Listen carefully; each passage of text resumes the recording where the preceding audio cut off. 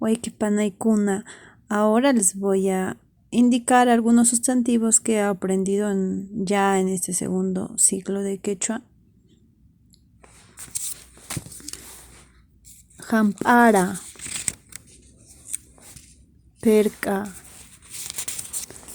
tillana,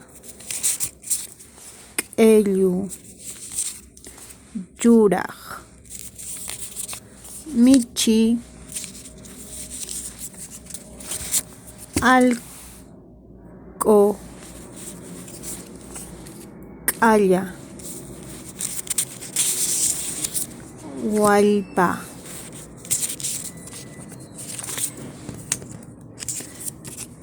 anqas mayu, inti, amaru, sinchi, añay wayqipanaykuna.